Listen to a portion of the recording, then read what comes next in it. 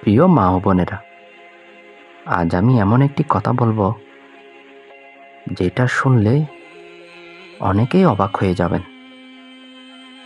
ইসলাম বলে একজন স্ত্রী যদি তার ক্লান্ত স্বামীর সেবা করে, তার শরীর টিপে দেয়, ভালোবাসা দিয়ে পাশে বসে, তাহলে সেই কাজটা সাধারণ কাজ নয়, এটা ইবাদত।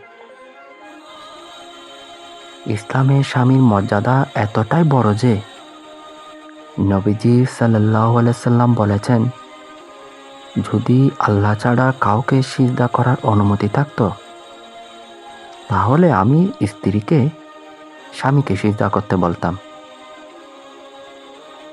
এর মানে এই না যে স্বামী জুলুম করবে, বরং এর মানে স্বামীর দায়িত্ব ও অধিকার ইসলামে কত বড়।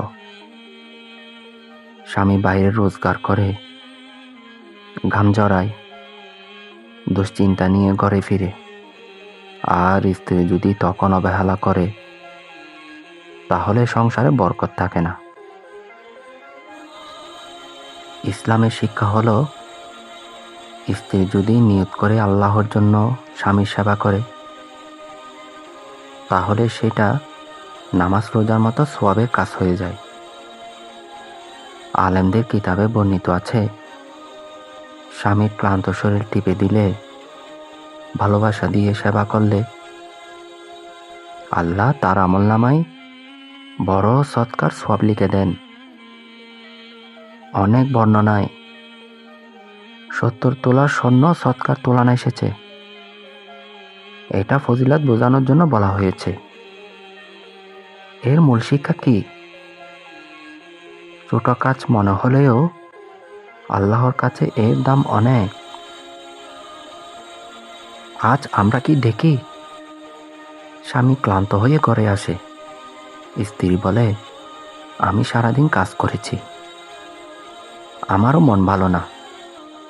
কিন্তু ইসলাম বলে, ভালোবাসা মানে হিসাব না রাখা। আপনি যদি শুধু আল্লাহর জন্য বলেন, হে আল্লাহ, আমি আমার স্বামীকে খুশি করেছি, তাহলে সেই মুহূর্তে আপনার ঘরটা জান্নাতের টুকরা হয়ে যায়। প্রিয় মা ও বোনেরা, স্বামীর সেবা মানে দাসত্ব না। স্বামীর সেবা মানে আল্লাহকে খুশি করার সুযোগ। যে স্ত্রী তার স্বামীর কষ্ট বুঝে, সে স্ত্রী জান্নাতের খুব কাছাকাছি। আজ থেকে নিয়ত করুন, আমি স্বামীর সেবা করব, লোক দেখানোর জন্য না, আল্লাহর জন্য। হে আল্লাহ, আমাদের সংসারগুলোতে ভালোবাসা, রহমত ও বরকত দান করুন। আমিন।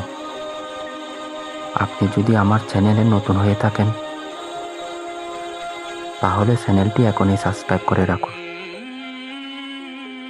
প্রতিদিন ইসলামের সুন্দর বার্তাগুলো পেতে চ্যানেলটি সাবস্ক্রাইব করে আমাদের সাথে থাকবেন। আল্লাহর পথে চলুন, জান্নাতের আলো খুঁজে পান। ধন্যবাদ।